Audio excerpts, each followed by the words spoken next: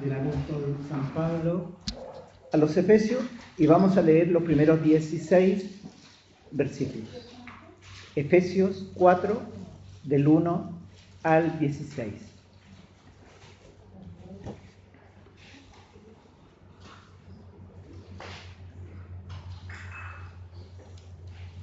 Efesios capítulo 4, versos 1 al 16.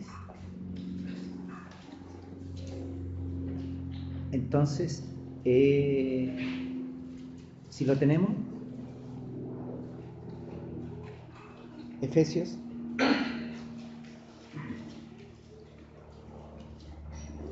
capítulo 4,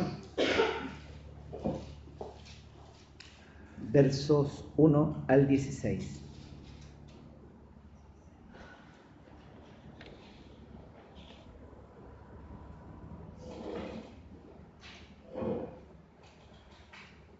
Dice así: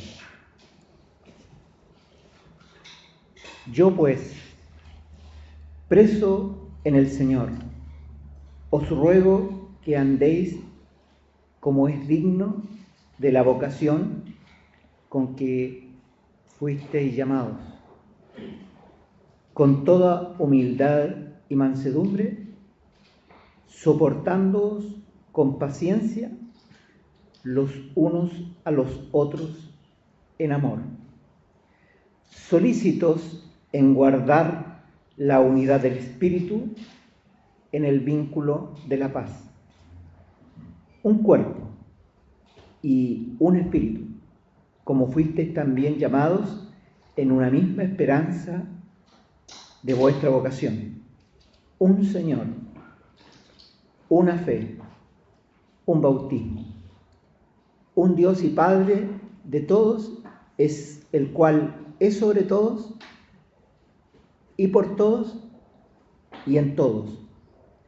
Pero a cada uno de nosotros fue dada la gracia conforme a la medida del don de Cristo. Por lo cual dice, subiendo a lo alto, llevó cautiva la cautividad y dio dones a los hombres. Y eso de que subió, ¿qué es sino que también había descendido primero a las partes más bajas de la tierra? El que descendió es el mismo que también subió por encima de todos los cielos para llenarlo todo. Y él mismo constituyó a unos apóstoles, a otros profetas, a otros evangelistas, a otros pastores y maestros, a fin de perfeccionar a los santos para la obra del ministerio, para la edificación del cuerpo de Cristo, hasta que todos lleguemos a la unidad de la fe y del conocimiento del Hijo de Dios, a un varón perfecto, a la medida de la estatura de la plenitud de Cristo, para que ya no seamos niños fluctuantes, llevados por doquiera de todo viento de doctrina, por estratagema de hombres que para engañar emplean con astucia las artimañas del error, sino que siguiendo la verdad en amor, crezcamos en todo, en aquel que es la cabeza, esto es Cristo, de quien todo el cuerpo, bien concertado y unido entre sí por todas las coyunturas que se ayudan mutuamente, según la actividad propia de cada miembro, recibe su crecimiento para ir edificándose en amor. Amén. Acompáñenme ahora, hermanos. Padre, al invocar tu nombre en esta mañana, lo hacemos en la conciencia clara y absoluta que tú eres Padre de misericordia. Por lo tanto, cuando te hablamos e invocamos tu nombre, no lo hacemos pensando que por la por las bonitas palabras que te podamos decir, o llorosas, o lastimeras, o urgidas, que sean nuestras palabras, tú nos podrías oír, Señor, sino que solamente estamos fiados de que tú eres Padre de misericordia. Toda misericordia te tiene a ti por Padre, y por eso rogamos en esta mañana que nos des tu palabra, que nos hables. Queremos escuchar una palabra del cielo. Señor, circuncida nuestro oído.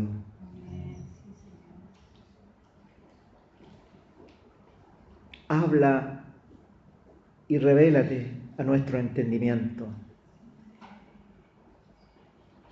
Y abre nuestro corazón de par en par para ti en esta mañana, frente a tu palabra. Señor, en tus manos nos encomendamos. Muévete en medio nuestro, revelando el precioso nombre que es sobre todo nombre, ante quien toda rodilla se doblará y toda lengua confesará en aquel día que Jesucristo es el Señor. Para tu gloria, Padre. Amén.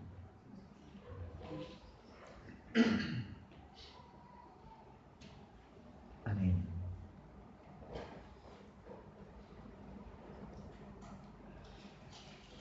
Nosotros venimos compartiendo desde el campamento la obra completa del Señor Jesucristo. Y si alguno de ustedes estuvo en el campamento, ustedes recorrieron el camino que recorrió Jesús. Y la palabra nos enseña que en la cruz el Señor se hizo maldición y se encontró con aquellos que eran malditos, con aquellos que a causa del pecado habían sido maldecidos y que, estando vigente la ley, eran dignos de muerte. En la cruz, donde Cristo murió, donde el que es adherido a un madero es considerado un maldito, se encontró con aquellos que teníamos la sentencia de malditos desde el principio. Y desde ese lugar, desde la cruz, Jesús y nosotros nos hicimos uno. Habiendo el Señor pasado por alto nuestros pecados, limpiándonos con la sangre preciosa que cayó desde esa cruz a tierra, y su muerte, que era la condena por los delitos que estaban tipificados en la ley y que a manera de artículos habían sido clavados en la cruz, o sea, le habían sido añadidos a la cruz de Cristo. Y desde ese lugar el pueblo de Dios tuvo la misma suerte del Señor, a decir, murió. En la cruz fue sepultado y resucitó al tercer día. Y luego fue levantado hasta los cielos y se sentó a la diestra del Padre. Cuando ustedes escucharon la palabra, ustedes vieron que tanto Él como nosotros recorrimos el mismo camino. Cuando un creyente se bautiza, ¿cuántos aquí nunca se han bautizado?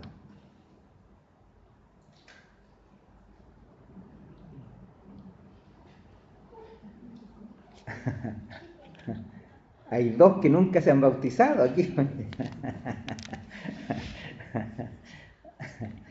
Bueno, voy a hablar para los que sí se han bautizado y los que no se han bautizado que pongan sus barbas en remojo.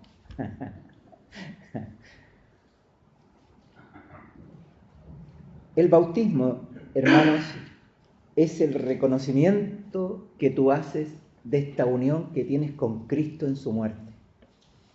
Y tú asumes que moriste con Cristo en la cruz y el muerto. ¿Qué hacemos con los muertos? ¿Los dejamos de adorno en la casa? Decimos, no, mira, que voy a llevar a mi mamá al cementerio, mejor me la dejo aquí en la casa. Dijo uno por ahí. O una. ¿Qué hicimos? Los sepultamos, ¿no es cierto? Bueno, nosotros nos unimos con Cristo en su muerte y los muertos hay que sepultarlos. Eso significa que tú y yo fuimos sepultados. Y donde tu vida natural, la vida que tú adquiriste de Adán, terminó.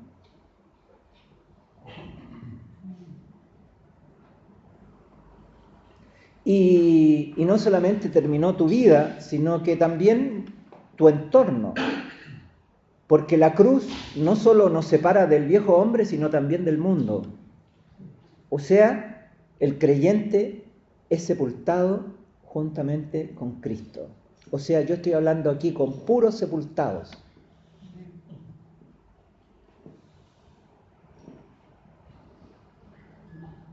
¿Es así o yo aquí estoy inventando?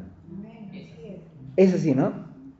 Entonces, hermanos, quiero decirles que ustedes han muerto y fueron sepultados.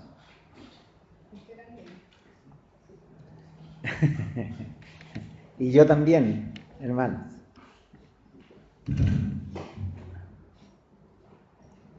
Y ya que nosotros fuimos sepultados, la Escritura dice que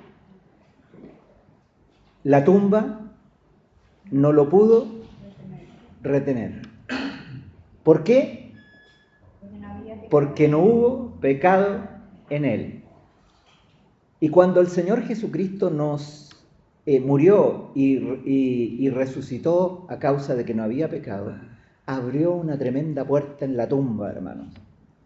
De tal manera que tú y yo, por supuesto los que hemos sido bautizados, salimos de la tumba, hermanos, y resucitamos.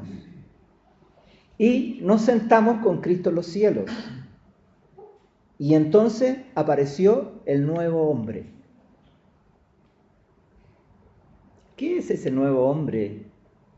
¿Será el hermano Jorge que ahora se viste con poleras deportivas y con blue jeans? Cristo nosotros. Claro, algunos piensan que es el Jorge reformado, pero el Jorge vueltas no tiene. Entonces aparece el nuevo hombre que es Cristo. Y la Escritura dice, Cristo en vosotros, la esperanza de gloria. ¿Cuál es la esperanza de gloria? Cristo. Cristo en nosotros. ¿Ya? Entonces, todo eso nosotros lo vimos durante el campamento. Claro que nos demoramos una semana en todo este compartir. Yo lo estoy resumiendo. Entonces, hermanos, nosotros fuimos llamados, pusimos nuestro ojo en Cristo para salvación y luego nosotros le creímos a su palabra y fuimos unidos para siempre con el Señor. El apóstol Pablo, que sigue este mensaje aquí en el libro de Efesios, nosotros recuerden ustedes, lo leímos en el libro de Colosenses, sigue este mensaje y a aquellos que él les ha predicado el Evangelio, en el libro de Efesios el apóstol Pablo es muy delicado porque él dice, defiende su ministerio y él dice que por las cosas que él escribe, ellos se podrán dar cuenta cuál es la profundidad del conocimiento que él tiene del Hijo de Dios. Y todo aquello que le había sido revelado a Pablo, todo el misterio, como él le llama, el misterio del Evangelio, él lo había vertido sobre los creyentes. Él les había predicado no un evangelio parcial, sino que un evangelio completo. Entonces nosotros podríamos pensar que a la acción de Pablo no le falta absolutamente nada, pero Pablo le agrega algo a la predicación que él hace del evangelio. Y yo les quiero mostrar qué es lo que él le agrega. Dice: por esta causa también yo, habiendo oído de vuestra fe en el Señor Jesús y de vuestro amor para con todos los santos, no ceso de dar gracias por vosotros, haciendo memoria de vosotros en mis oraciones. ¿Se dan cuenta lo que hace Pablo? O sea, Pablo sembró la palabra completa en esos corazones, pero él no se quedó conforme, falta algo. Hay algo que falta a esta palabra que él había predicado a los efesios. Entonces, era la oración. Hasta ahí estamos bien. Y entonces usted podría pensar que él oró: ayúdalo, Señor, bendice, como son a veces nuestras oraciones. Yo no le tengo fe a esas oraciones generales, hermano. Las hay que son de más. Esa oración, ayúdalo, esa yo le encuentro que son vacías, que son por cumplir. Cuando una oración no es específica, para mí tiene poco valor. Porque cuando uno hace esas oraciones generales, no está esperando una respuesta. Las oraciones específicas que uno hace por las personas requieren una respuesta de Dios. Y cuando uno se conforma, hace esas oraciones por meses y por tiempo, y no está esperando que Dios le responda, son oraciones para mí que no tienen ningún valor. Una oración que no tenga la necesidad de ser oída por Dios y respondida, no debiera tener ningún valor. Y nosotros deberíamos repensar nuestras oraciones. Esa oración, ayúdalo, bendícelo, así de forma general, para mí son una pérdida de tiempo y le hacemos perder tiempo al Señor también. ¿Saben por qué? Porque la oración es la necesidad, es el deseo profundo del corazón. Nosotros estamos invocando a un Dios de misericordia. Hermanos, sí, yo creo que es importante que tú te humilles delante del Señor. Pero la humillación no tiene que ver con que Dios responda a tu oración. El Señor no te responde porque tú te humillas. El Señor no te responde porque tú oras de pie, parado, sentado, agachado o hincado. Aunque es precioso hincarse delante de Dios, ¿no? Sino Dios responde la oración por una y solo una cosa, hermanos. Porque Dios es Padre de misericordia. Mire, escúchenme bien. Dios es Padre de... Así como se dice del diablo que es padre de mentira. El diablo miente. Dice medias verdades. Mata los corazones, los envenena. Esos son los frutos de escuchar a Satanás. Cuando tú le abres el diablo no habla siempre mentiras o verdades a medias. Y siempre te va a envenenar. Siempre. Nunca te creas maduro de que vas a escuchar a Satanás y quedar indemne. Siempre te va a contaminar. Siempre. Pero mira, cuando se habla de Dios, no se habla que Dios es Dios, que es como el diablo, que es padre de mentira. Toda mentira tiene como padre al diablo. La Escritura dice que Dios es Padre de misericordia. ¿Qué significa esto? ¿Sabes por lo único que Dios responde tu oración? Por lo que Él es y no por lo que tú eres. Es porque Dios es Dios de misericordia. porque Él se compadece. Nada más. Entonces, cuando tú llegas a su trono, al trono de gracia para encontrar socorro, para Dios que tú hagas una oración general para cumplir, es algo demasiado hediondo, hermano. Es algo que Él no puede comprender, habiendo tanta necesidad, que tú le traigas en el ambiente literario se llama un bodrio, como un pescado podrido. Para Él es de un olor hediondo. Entonces, cuando el creyente, cuando tú invocas el nombre del Señor, tú tienes que saber que lo que tú estás pidiendo frente a una situación es el que tú quieres que Dios te responda, y que estás orando a Dios, a un Dios que es misericordioso y que va a escuchar tu clamor. Entonces Pablo, cuando él compartía el Evangelio completo, cuando les había dicho todos los misterios de Dios, cuando no había rehusado de compartir toda la verdad con los efesios, entonces él continúa con lo que sigue. Él ora por los efesios. Él no dice, bendice a los efesios, Señor, ayúdalos. No dice eso. Miren lo que dice. Y aquí dice el propósito, dice, para que el Dios de nuestro Señor Jesucristo, el Padre de gloria, os dé. ¿Les parece algo general?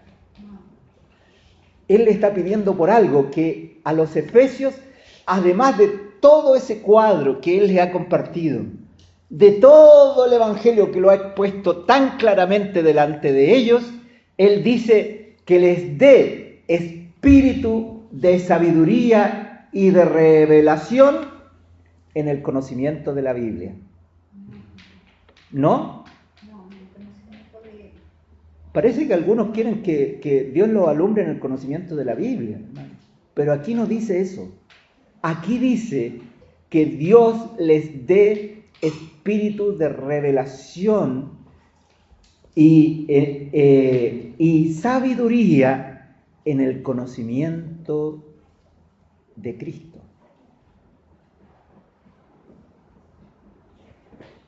Alumbrando los ojos de vuestro entendimiento. Y aquí, hermanos, miren, él le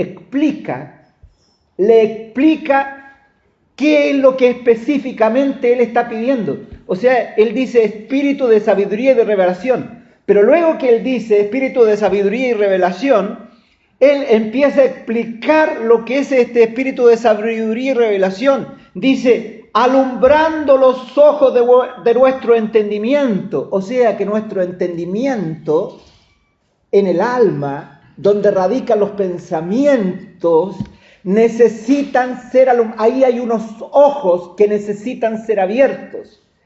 Hay un aspecto en nuestro entendimiento que necesita ser alumbrado por el Espíritu Santo, para que sepáis cuál es la esperanza a que Él os ha llamado. Hermanos, la esperanza es algo que, hermanos, la esperanza es algo tan precioso en la Escritura, pero es algo de lo que tan poco se habla. ¿Y saben por qué? Porque es muy difícil hablar de la esperanza. La esperanza necesita ser alumbrada por el Espíritu Santo en el corazón. Y yo voy a tratar de decirles un poco lo que es la esperanza. Hermanos, cuando el Señor nos sembró, cuando el Señor puso a su Hijo en nuestros corazones y nos levantó y nos salvó e hizo todo lo que nosotros dijimos en el campamento, nos unió con su Hijo, el Padre tenía un propósito. Y el propósito del Padre es tener una familia de hijos. Ese es el propósito del Padre. El Padre, ¿y saben por qué? ¿Saben por qué el Señor te hizo ser madre y te dio la oportunidad de ser padre?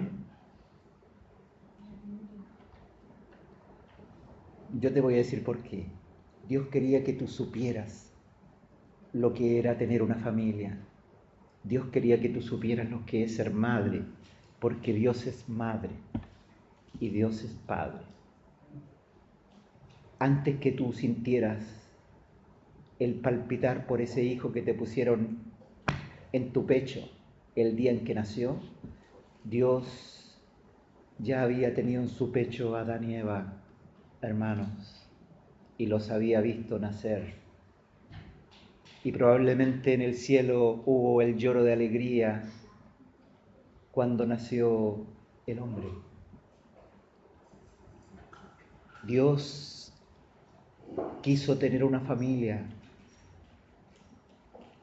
Nosotros en el verano fuimos testigos de que el Luciano, ahí presente, en esa cuna hay un hombre que se llama Luciano, hermano de la Valentina y de la otra hermana que está aquí, de la Josefa, y el Luciano, hermano, se pegaba a sus llanteadas, no dejaba dormir a la mamá, al papá tampoco, y la mamá tuvo que empezarlo a poner en disciplina, poco a poco, con amor, por supuesto. De repente pensaba que se le había pasado el tejo, pero después empezó a ver los frutos, porque el niño se empezó a acomodar a los horarios. Y ya no era que despertaba a las 3, 4 y así, poco a poco. Yo no sé en qué irá esa disciplina hoy día. ¿Cuántas horas se demora la noche? ¿Cuánto duerme ya? Despierta una sola vez. Pero, hermanos, cuando el Padre tuvo a Adán en su pecho, Él lo creó con un objetivo, con un propósito. Y ese objetivo y ese propósito estaba en su corazón. Él quería que Adán creciera. Él no quería que se quedara un bebé. Él no quería que pasaran 20 años y al niño se le cayera la baba. No, porque eso es algo que manifestaría una enfermedad. Él quería que cuando bebé se le cayera la baba, pero al poco tiempo que empezara a mirar, a los 3 meses ya empieza a reconocer, y luego al año empieza a caminar, y luego a los 2 empieza a hablar. El Padre había concebido que Adán fuera a la imagen de Él, y la imagen del Padre es Jesucristo. Jesús es la imagen de Dios. Entonces, miren el propósito que tenía Dios en su corazón. El Padre quería tener una familia de muchos hijos que fueran a la imagen de su Hijo. Él no quería tener hijos malcriados y que hicieran lo que quisieran. Hermanos, porque Dios quería una familia feliz. Y esa familia debería ser como su Hijo.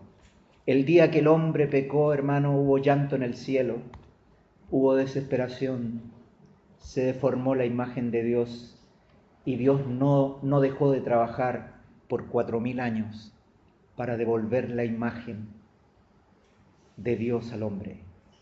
El día que Jesucristo se sentó a la diestra del Padre, la imagen de Dios estaba recuperada y Dios volvía al mismo propósito.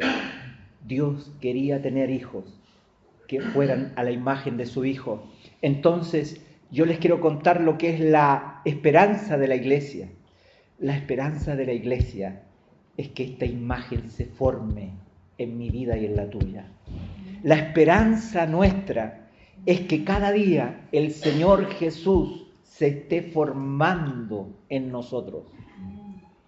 Cuando el creyente, por eso digo que hay tan poco de esta esperanza, porque la Escritura dice que el creyente que tiene esta esperanza, cada día se niega.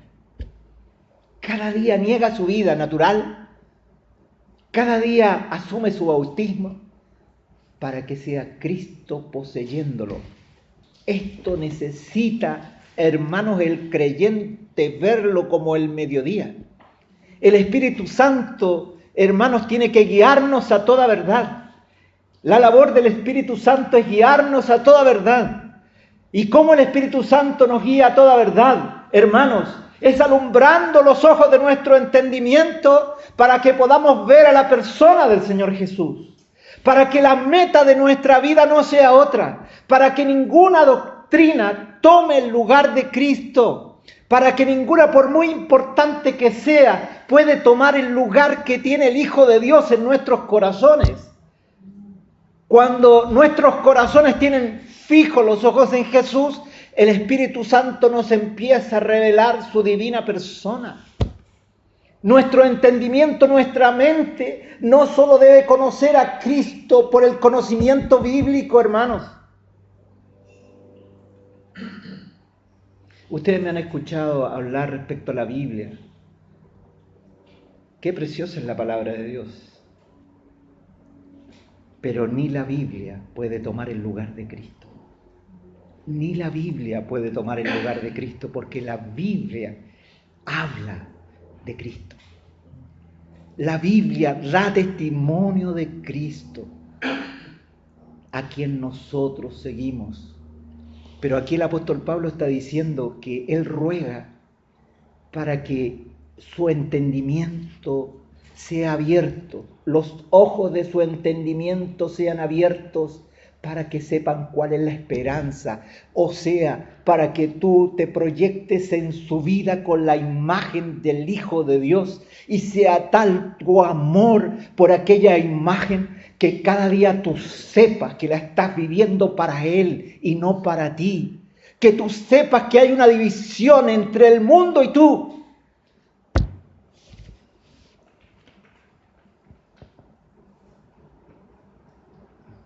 Hace poco me tocó ver una entrevista que le hicieron a un payaso muy especial, porque ese payaso es un médico, y ese médico se viste de payaso. Se llama Patch Adams. Y él decía, no basta cuando tú ves sufrir a un niño, no basta que tú te emociones. Ese es el primer paso. El segundo paso es que tú tienes que dar la vida por ese niño.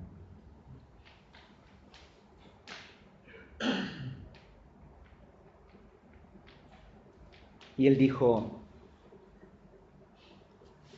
en este mundo donde hay niños que se están muriendo de hambre, se bota la comida. Se botan toneladas de comida mientras hay niños que se están muriendo de hambre. Y él dijo, ¿saben por qué? Porque nosotros vivimos en un mundo donde el Dios es el dinero, donde la gente persigue la ganancia, la plata. Se puede conmover mentalmente por una situación, pero no puede hacer nada a favor de ello porque está controlado por ese Dios. Nosotros vivimos en un sistema capitalista donde el dinero es lo principal. Y él dijo, yo he decidido ser feliz.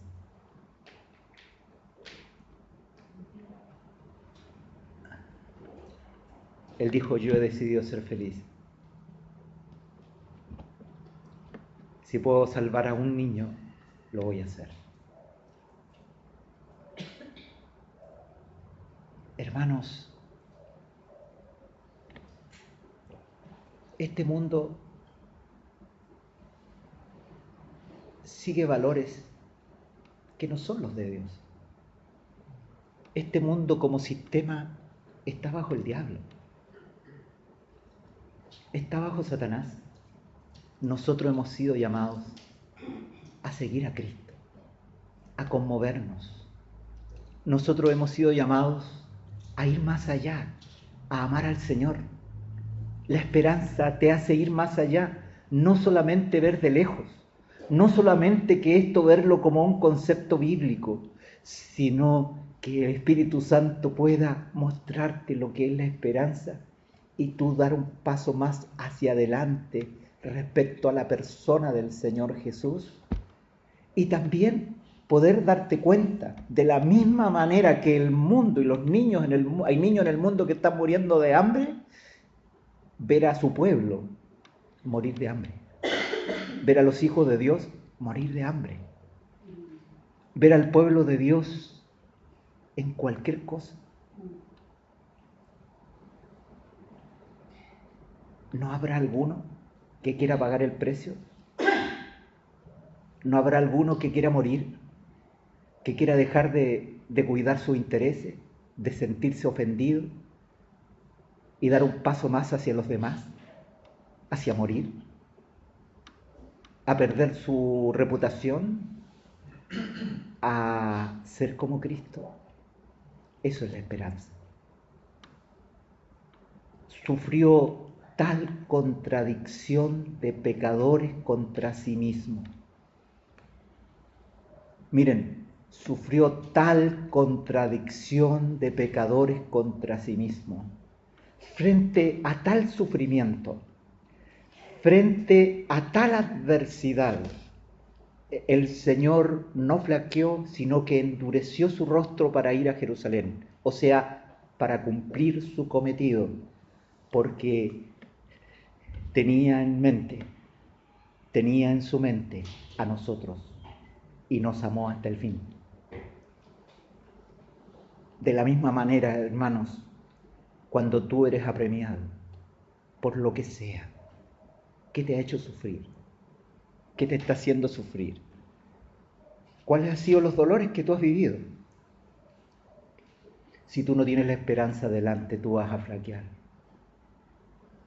Vas a querer justicia. Vas a clamar por justicia.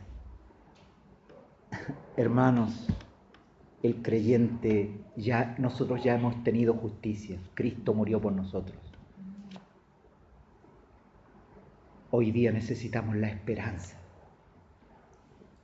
Necesitamos que Cristo se manifieste en nuestros cuerpos mortales y seamos cada día transformados, para que el amor no sea un concepto que se habla en la iglesia, sino que hayan quienes den un paso más allá de la emoción.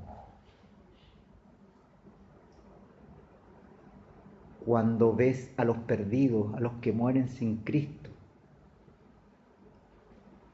probablemente eso te deja completamente frío, sin ninguna emoción, pero para Cristo eso es terrible. La muerte de un pecador que muere sin Dios y sin esperanza es un dolor para Dios. En este tiempo tendrá que ser un dolor para ti, que no se queda solamente en el concepto, sino en dar un paso, en dar un paso. Dar un paso hacia salir de este mundo.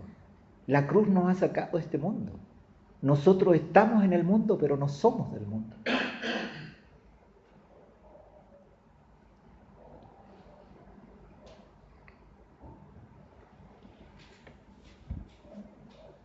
Alumbrando los ojos de vuestro entendimiento, para que sepáis cuál es la esperanza a que Él os ha llamado y cuáles las riquezas de la gloria de su herencia en los santos.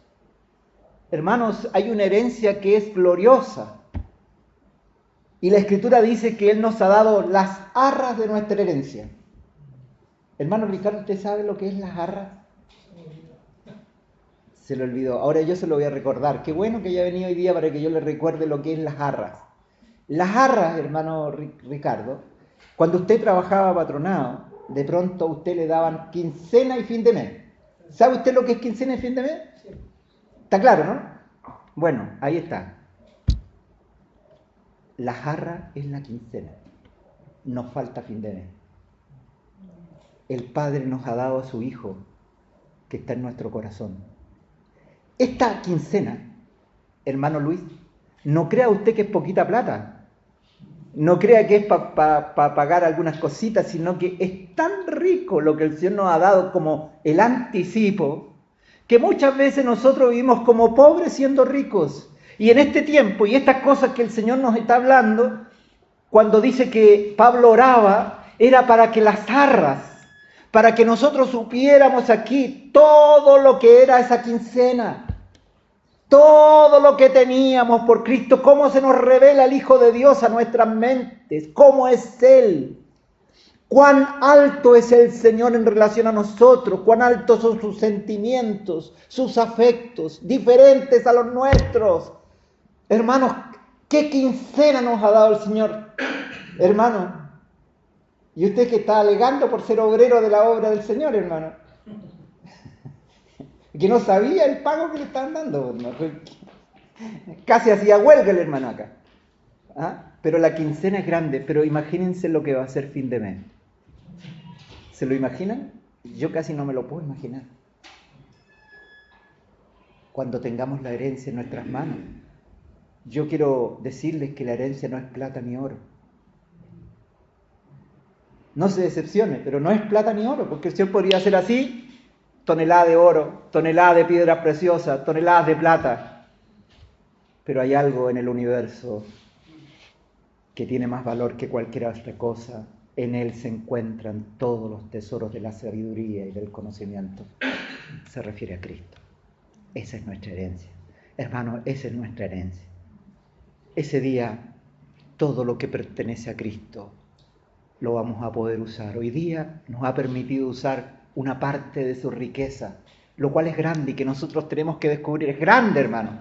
Pero ese día tendremos todos los tesoros de la sabiduría y del conocimiento para nosotros. ¿Se dan cuenta, hermanos, que el apóstol Pablo no oraba por si acaso? ¿Se dan cuenta que él no oraba a la diabla? ¿Se dan cuenta, hermanos, que el apóstol Pablo no oraba por si las moscas? Sino que él era específico en su oración.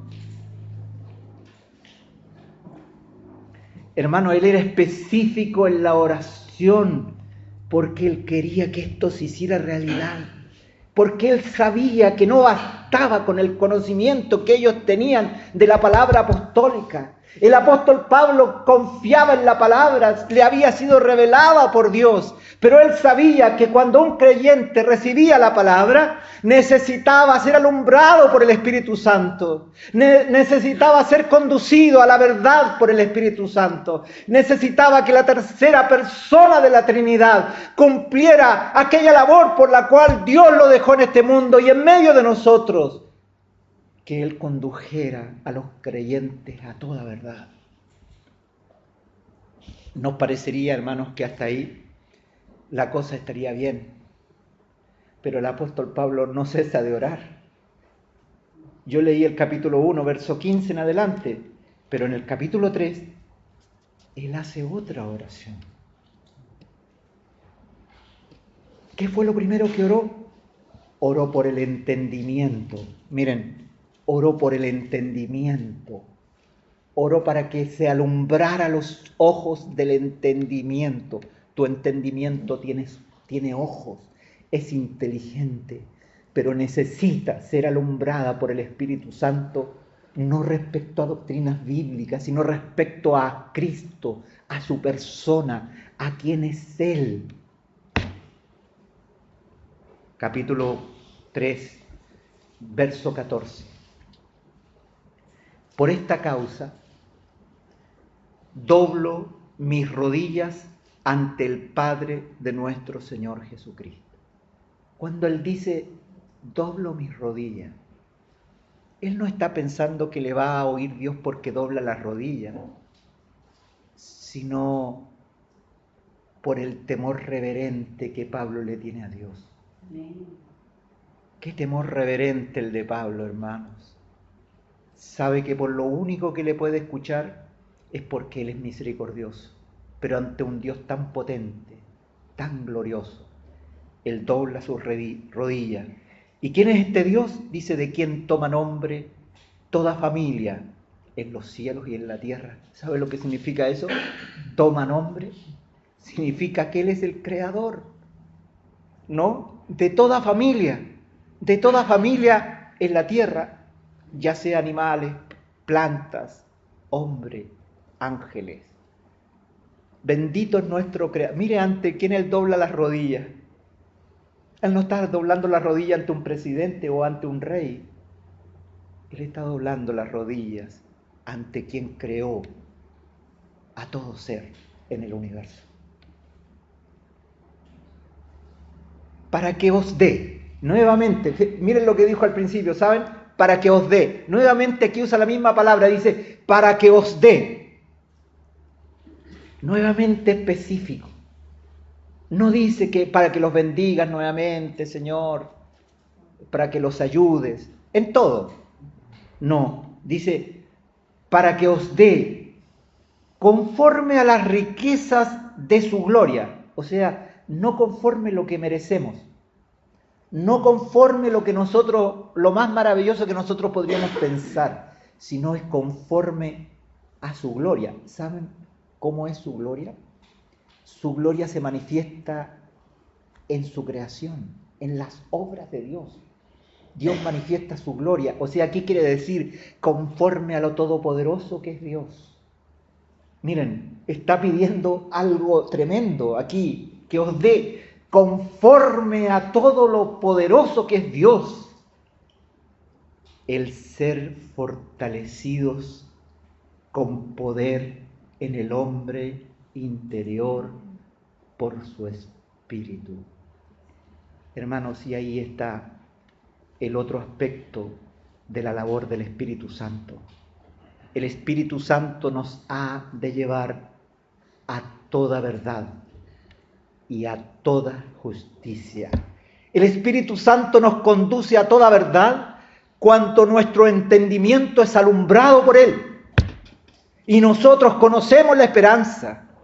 Y nosotros empezamos a conocer al Señor no intelectualmente solo, sino que también le empezamos a conocer por el alumbramiento que hace de Él el Espíritu Santo. Pero aquí está hablando, hermanos, de otro tipo de conocimiento. No es un conocimiento en la mente, sino que es un conocimiento en el corazón.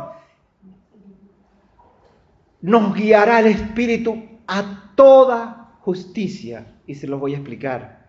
Dice, el ser fortalecidos con poder en el hombre interior por su Espíritu, para que habite Cristo por la fe en vuestros corazones, a fin de que, arraigados y cimentados en amor, seáis plenamente capaces de comprender con todos los santos cuál sea la anchura, la longitud, la profundidad y la altura, y de conocer el amor de Cristo, que excede a todo conocimiento, para que seáis llenos de toda la plenitud de Dios.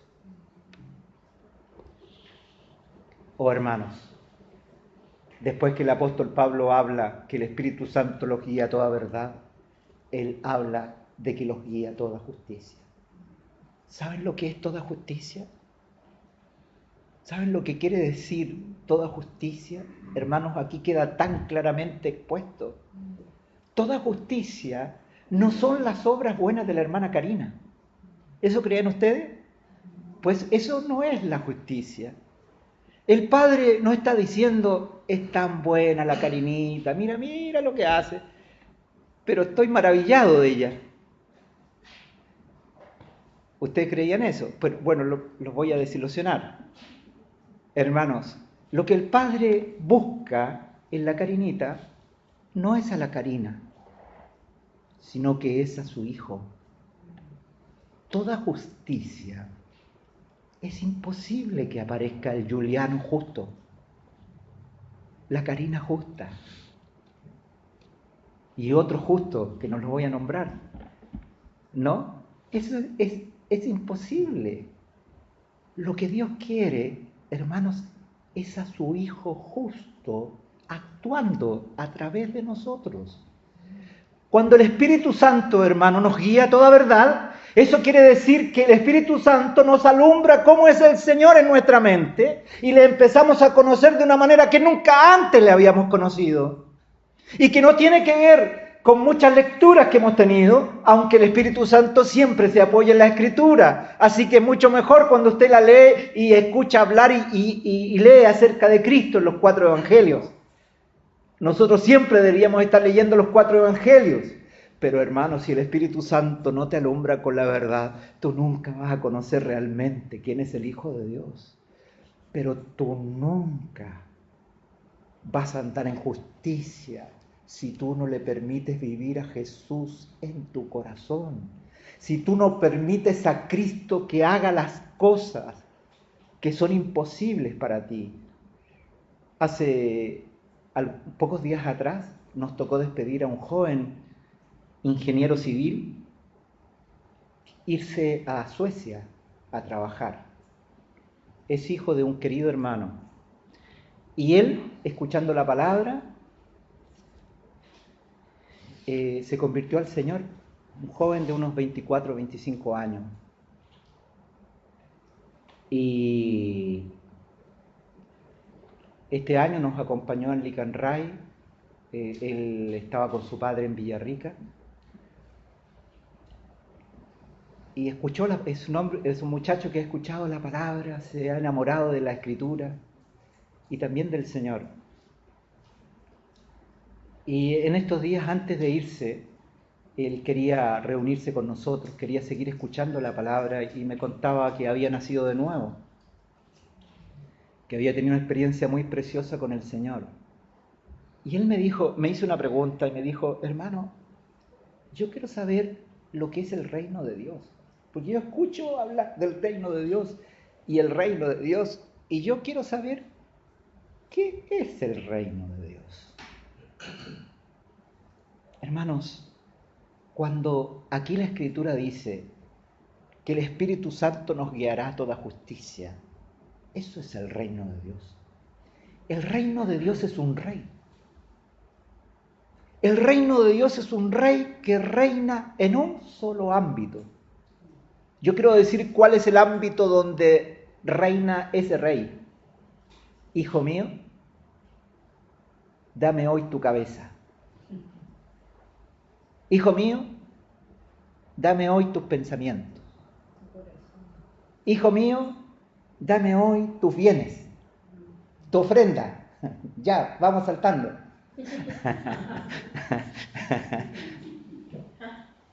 Oh, gracias a Dios que el Señor... Si no, hermanos, el Señor dice, hijo mío, dame hoy tu corazón. Oh, ¿qué querrá hacer Dios con mi corazón, hermano? Oh, Él quiere sentarse aquí porque en este corazón y en el tuyo hay un trono. Hermano, en tu corazón y en el mío hay un trono. Por muchos años ha sido el yo el que ha gobernado desde aquí. Has sido tú el que has gobernado y has tomado las decisiones en tu vida. Es desde aquí que tú has hecho cosas. Es desde aquí. Es lo que dice el Señor. No es lo que entra lo que contamina al hombre, sino lo que sale de su boca. Y cuando el rey es malo, el producto es malo. ¿Cómo será ese rey llamado yo? Bueno.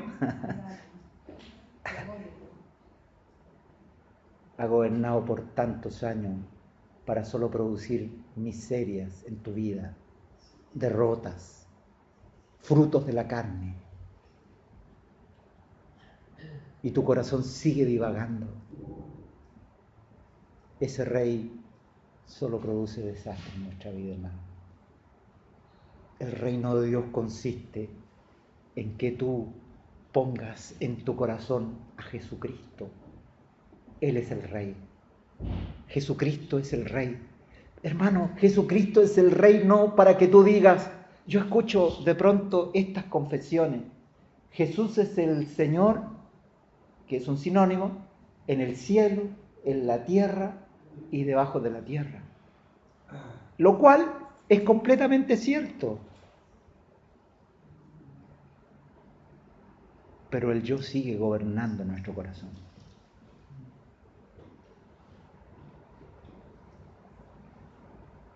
La confesión está, pero el corazón sigue siendo gobernado por el yo. Hermanos, cuando el apóstol Pablo predicaba, él llamaba a los creyentes a rendirse a los pies del Señor para entregarle sus corazones a Cristo. Pero cuando él les predicaba, no solamente predicaba eso, sino que rogaba que el Espíritu Santo pudiera venir con poder, fortaleciera con poder su ser interior, para que ese Cristo que habita en tu corazón no esté a un lado en el corazón. Mientras tu yo está, el Señor está escondido detrás y no se ve, sino que Dios quiere fortalecer tu espíritu por el Espíritu Santo para que Cristo esté en el primer plano y esté aquí en el trono sentado, y cuando tú tengas que hacer algo, cualquier cosa que sea, tú sepas que tienes un Señor y que tú no te mandas por ti mismo, que tú tienes un Señor y tú no puedes ir donde tú quieras. Tú tienes un Señor, tú no puedes escuchar cualquier cosa. Tú tienes un Señor, no puedes ir donde tú quieras. Tú tienes que seguir a Cristo. Él es el Señor. Jesucristo verdaderamente es el Señor. Entonces ustedes ven la acción del Espíritu Santo. Él los guiará a toda verdad. Él los guiará a toda verdad. Hermanos, si hay un creyente que no ha sido alumbrado por el Espíritu Santo en su mente respecto a Jesús, no está siendo guiado por la verdad. Él los guiará a toda verdad. Hermanos, el ser guiado por el Espíritu Santo a toda verdad significa el espíritu de sabiduría y de revelación en el conocimiento de Cristo. Hermanos, hoy día yo digo la necesidad que su pueblo tiene de ser alumbrado y tener espíritu de sabiduría y revelación en el conocimiento de Cristo. Yo diría que vivimos en un siglo donde hay mucha revelación bíblica, pero qué poco conocimiento de Cristo. Y no me refiero al conocimiento intelectual del Señor, sino aquel que el Espíritu Santo provee. Qué fácil es seguir el corazón, el yo. Qué fácil le es. Pero cuando un creyente es guiado a toda justicia, se da cuenta que tiene un rey. En primer lugar, yo tengo un rey. Aló, Jesús.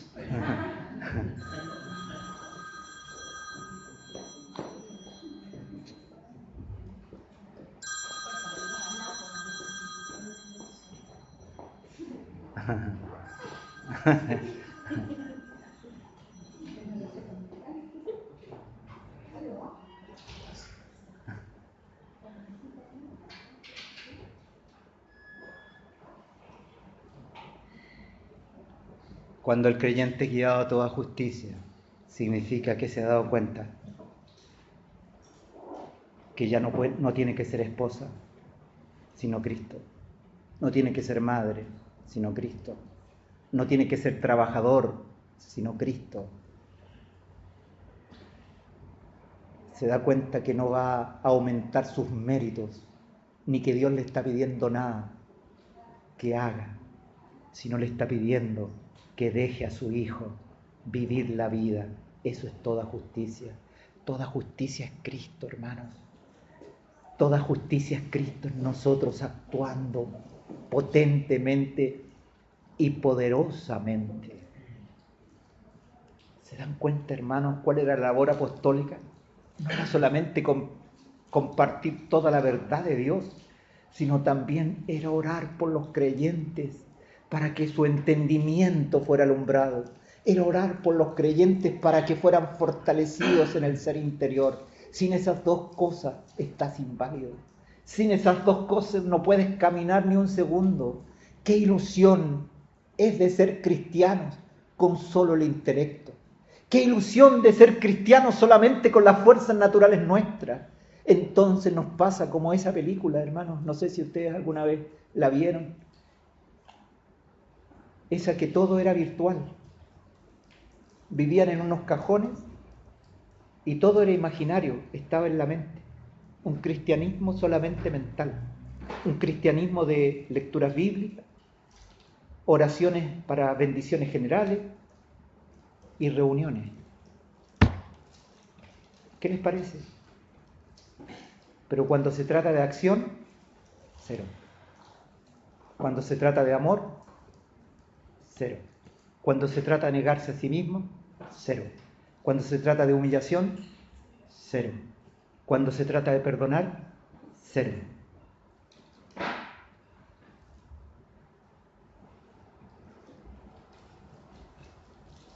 Me gustó mucho lo que dijo Patch Adam.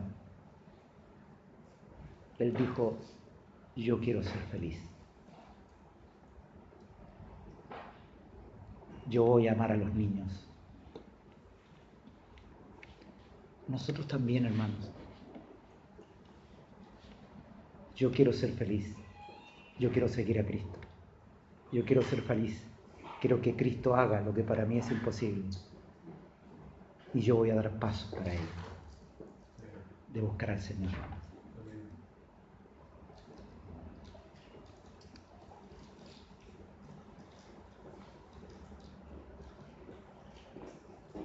¿Qué está buscando, Bertín?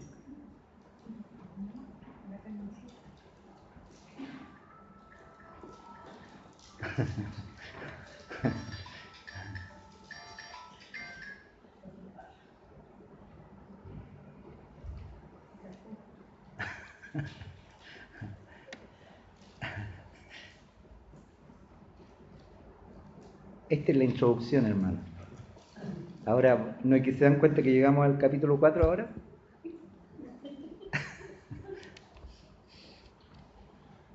Solamente voy a decir algo corto para continuar, si Dios quiere, el próximo domingo, si mi hermano me da la... Yo pues, preso en el Señor. Miren, yo pues, preso en el Señor. Cuando Pablo escribió esta carta, estaba preso en Roma. Él no dice, estoy preso porque los judíos, miren lo que me está pasando. ¿Quién fue? El Señor. Él dice, yo pues, preso en el Señor. Os ruego que andéis como es digno de la vocación con que fuiste llamados. Hermanos, ¿qué significa como es digno?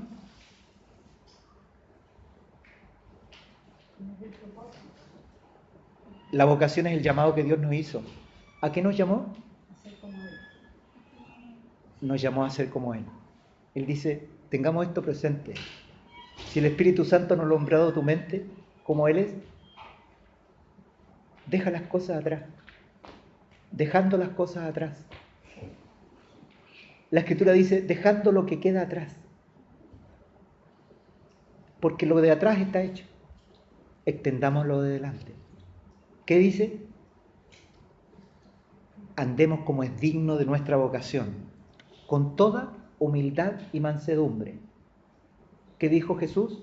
Aprended de mí que soy manso y humilde de corazón. Manso, miren, Jesús era... Esto necesita el alumbramiento del Espíritu. Por eso que les dice antes, con toda humildad y mansedumbre. Hermanos, ¿saben cómo se manifiesta la mansedumbre? La mansedumbre se manifiesta en la obediencia.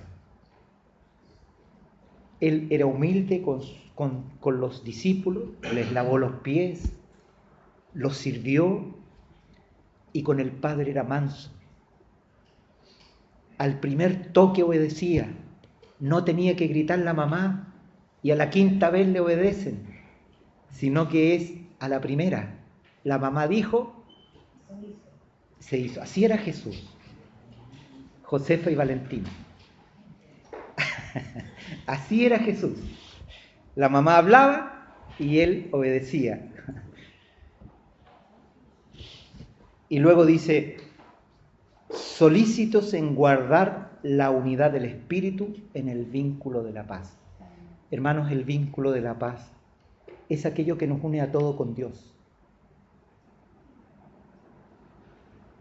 ¿Quién me puede repetir Romanos 5.1? Sin verlo. Romanos 5.1. No, sin mirarlo. Les ayudo un poco. Justificados pues por la fe, tenemos paz para con Dios por medio de nuestro Señor. A esa paz se refiere, ¿no? El vínculo de la paz es aquella que tenemos por Cristo, no es por nosotros. O sea, todos nosotros estamos en paz con Dios, no por nosotros, hermano. No hay algo dentro de nosotros que nos permita estar en paz, sino que es por Él.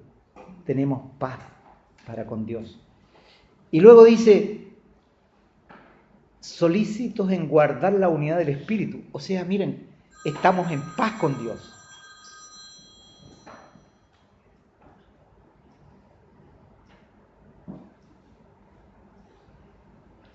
Estamos en paz con Dios. Y se nos pide que guardemos la unidad del Espíritu. Se nos pide que guardemos la unidad del Espíritu. ¿Cuál es esa unidad del Espíritu? Hermanos, algunos creen que la unidad del Espíritu es conservar la paz con todos los hermanos,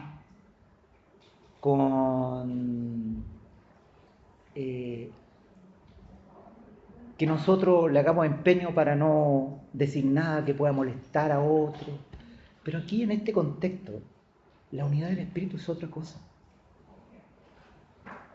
Por ejemplo, aquí el Espíritu Santo usa una palabra que es cuerpo.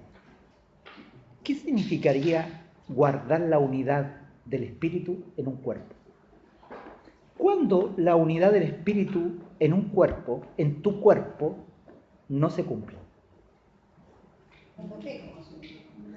No, mire, fíjense cómo ustedes actúan.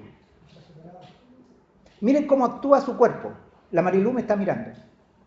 Sus cejas están así, seriamente. Sus manos se están moviendo. ¿Se fijan? Esa es la unidad del espíritu. Ella tiene una unidad porque tiene un solo cuerpo. Entonces el cuerpo funciona en forma armoniosa. Eso es la unidad. ¿Se fijan? O sea,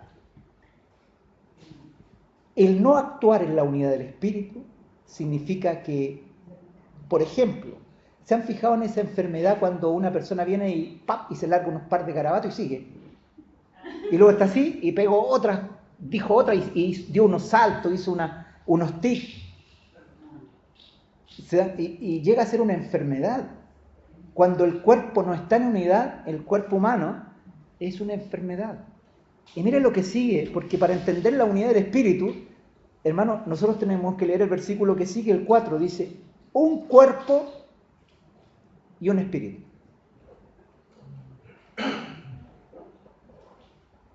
Hermanos, miren, un cuerpo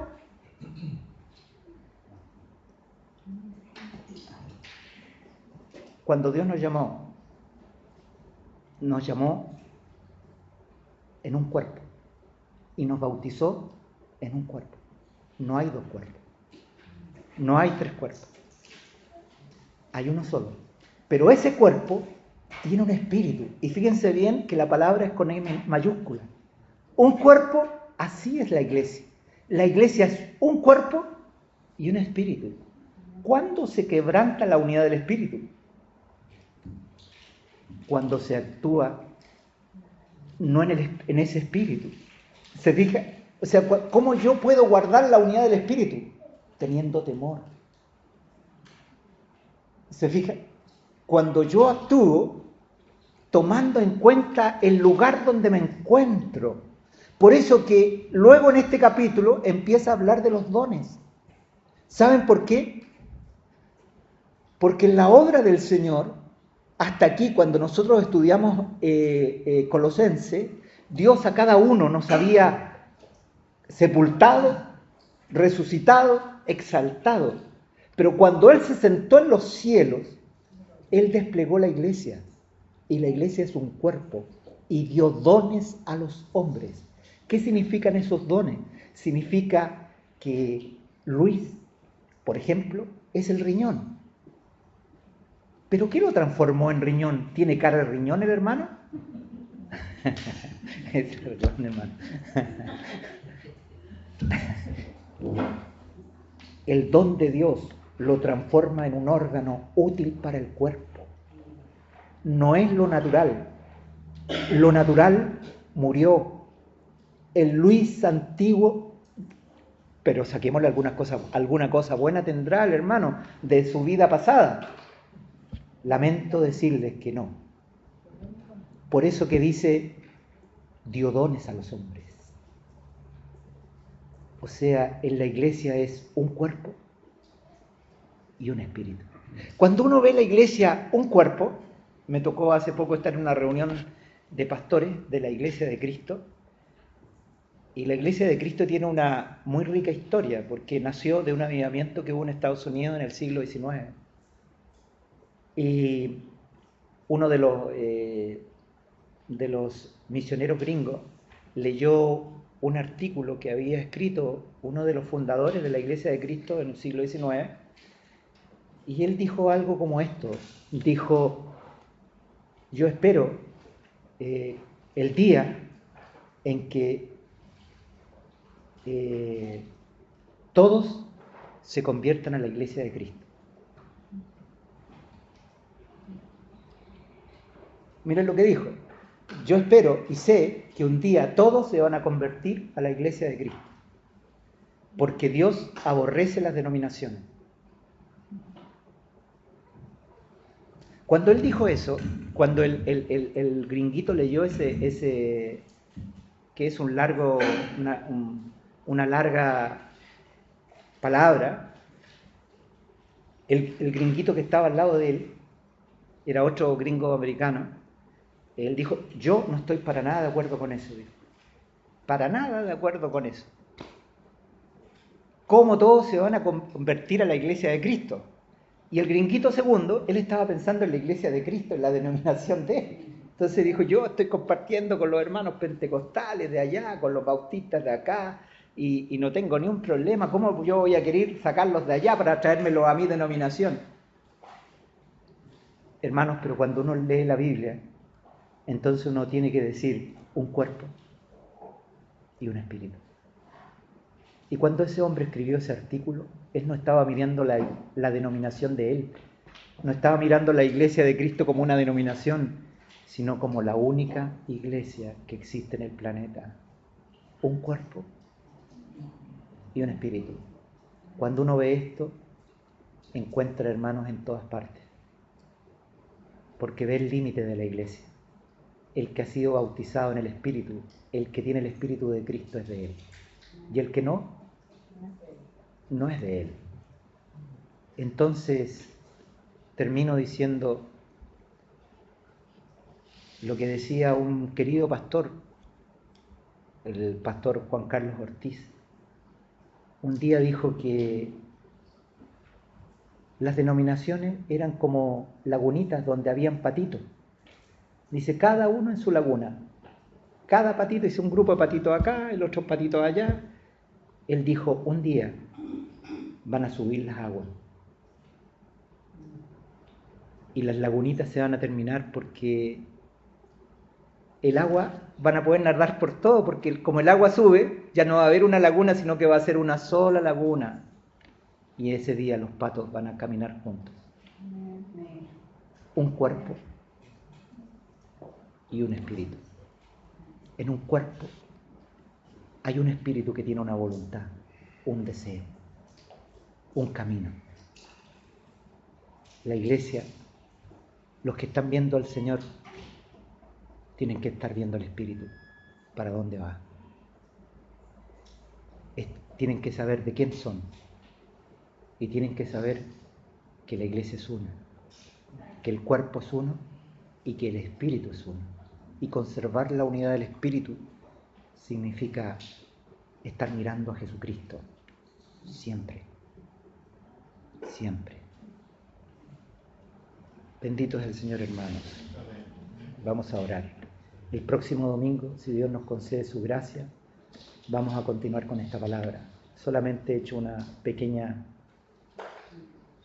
introducción a la palabra de la próxima semana. Padre, tú eres Dios de gracia, de consuelo, y eres Padre de misericordia. Te revelas en la Escritura a ti mismo, y tu Espíritu nos conduce a toda verdad. Te alabo por ello, Padre, y te ruego que tú nos des en este tiempo espíritu de sabiduría y de revelación en el conocimiento de tu Hijo, para que podamos saber cuál es la esperanza a la cual hemos sido llamados y cuál es la herencia que tenemos los santos. De la misma manera ruego que seamos fortalecidos en el ser interior, para que, cimentados y arraigados en la fe, podamos comprender con todos los santos la altura, la profundidad, la anchura del amor de Cristo, que excede a todo conocimiento. Padre, no creemos que por la excelencia de nuestras palabras tú nos oirás, sino creemos que tú eres Padre de misericordia. Concede en este tiempo ver a tu Hijo. Revela a tu Hijo, Señor, es nuestro clamor. Y todo aquello que no sea eso, extírpalo, arráncalo, sácalo. No permitas que nuestro corazón se ocupe en otras cosas. Guarda la mente y el corazón de mis hermanos. Qué importante es la mente y el corazón. La mente es para conocer a Cristo en verdad, y el corazón es para conocer a Cristo en justicia. Guarda a mis hermanos para que su mente esté ocupada en Cristo. Guarda a mis hermanos para que su corazón esté ocupado en Cristo. Y todo lo que no sea eso, Señor, permítanos arrancarlo, para que ninguna raíz de amargura brote, Señor, para perjuicio de tu cuerpo. En tus manos nos encomendamos, nuestro Señor, y te bendecimos. Amén. Gracias, Señor.